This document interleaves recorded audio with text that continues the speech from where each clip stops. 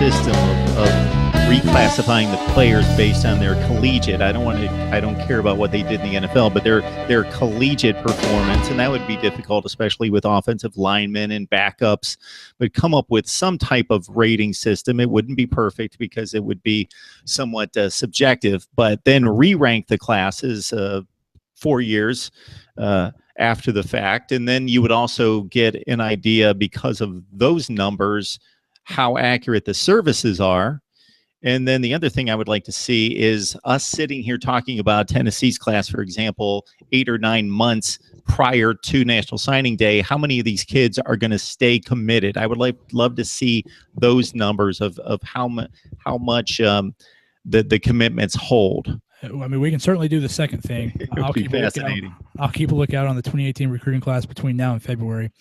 But yeah, going back and re-ranking recruits, the stars matter. I mean, the people look at the film and it's clear. I mean, coaches don't just go off what they're ranked. I mean, they look at the film and they look at these kids. I think what people don't understand is when you're evaluating a kid at 16, 17, 18, by the time he's 21, 22, or 23, and he's been in a program before, some guys take off, some guys grow, some guys add a lot of muscles, and some guys don't. Some guys they just don't grow. They just don't develop. They don't mature intellectually, psychologically, emotionally.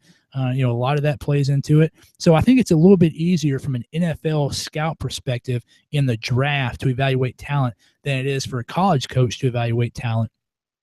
Because there's just so many variables. The difference between a 17-year-old kid and a 22-year-old man is a long. I mean, it's a huge difference. So I think these college coaches do a pretty good job, and I think when we go back and re-rank classes, a lot of it has to do with what team they're on.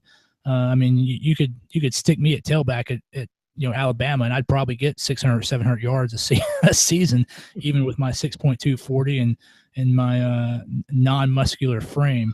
However, if you stick me at tailback at whatever, school that doesn't have turning out Ralph Webb type of seasons. No, I would not be turning out 2,000 yard seasons. So I think a lot of it has to do with the team they're on, the players they're surrounded by. So it would be an interesting science experiment to go back and re-rank the classes.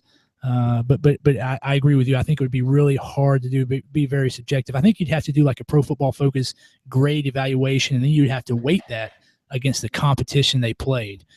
So that off the top of my head, I think that might be the best way to do it. But then you got to talk about, some guys don't get the opportunities based on personality, coaching personalities, and then you got the 4 classes to consider as opposed to high school when they're the stars. Injuries are always a factor, a silent variable when you look at that. So I think it'd be interesting, but I think it would be highly subjective.